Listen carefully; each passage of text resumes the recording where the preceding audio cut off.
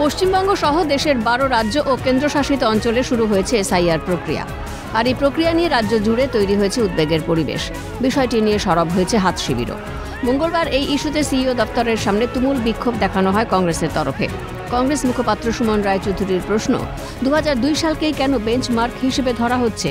আমরা এর মধ্যে রাজনৈতিক ষড়যন্ত্র খুঁজে পাচ্ছি। একটাই তো কারণ, ফ্ললেস স্যার। জাতীয় কংগ্রেস স্যারের বিরোধী নয়, আমরা চাইছি ত্রুটিহীন স্যার হতে। তা সেটা তিন মাসে কেন করতে হবে? কেন 2002-এর ভোটার লিস্টকে বেঞ্চমার্ক ধরতে হবে? যদি 2002-এর ভোটার লিস্টে কি ডেড ভোটার ছিল না, শিফটেড ভোটার ছিল না? ছিল তো। তাহলে 2025টাকে বেঞ্চমার্ক ধরে আপনারা আগামী 1 বছর ধরে স্যার করুন। 3 মাসের মধ্যেই সব করে ফেলতে হবে কেন? কারণটা কি? পরে প্রদেশ কংগ্রেস সভাপতি শুভঙ্কর সরকারের নেতৃত্বে এক প্রতিনিধি দল সিইও দপ্তরে যায়। সেখানে তারা রাজ্যের মুখ্য নির্বাচনী আধিকারিক মনোজ আগরওয়ালের সঙ্গে দেখা করে একাধিক দাবি দাওয়া পেশ করেন।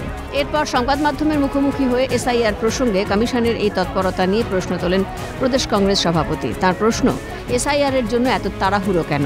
এত যুদ্ধকালীন তৎপরতায় কেন? কোন রাজনৈতিক দলকে ক্ষমতায় নিয়ে আসার জন্য এই এসআইআর প্রক্রিয়াকে এত তাড়াহুড়ো করে মানুষের সামনে তুলে ধরা? আমাকে বলুন তো, এই যে 1 মাস সময় যারা পরিযায়ী শ্রমিক আছেন তারা তাদের মালিকের কাছ থেকে কাজ ছেড়ে এখানে আসবেন, বিএলও 3 দিন বাড়িতে যাবেন, তাদের দেখা না পেলে তারা তো কোনো সমস্যার সমাধান হবে না। আমরা বলতে চাই যে এই সময়টা বাড়ানো প্রয়োজন। এই সময়টা 3 মাস কেন হবে না? সবাই তো জানতেন পশ্চিমবঙ্গে নির্বাচন হবে, তাহলে কেন? বিহারের সঙ্গেও তারা শুরু করতে পারতেন, তারা 1 বছর ধরে করতে পারতেন। কোনো সমস্যার সমাধান না করার লক্ষ্যে যে তারা এগোচ্ছেন, যে শুধু নামে এসআইআর। পাশাপাশি অবৈধ অনুপ্রবেশকারী ইস্যুতে রাজ্য ও কেন্দ্র উভয়কেই একহাত নিয়েছেন শুভঙ্কর সরকার। তার দাবি, রাজ্যে যদি কোনো অবাঞ্ছিত লোক এসে থাকে তার জন্য পশ্চিমবঙ্গ সরকার ও কেন্দ্রীয় সরকার উভয়ই দায়ী।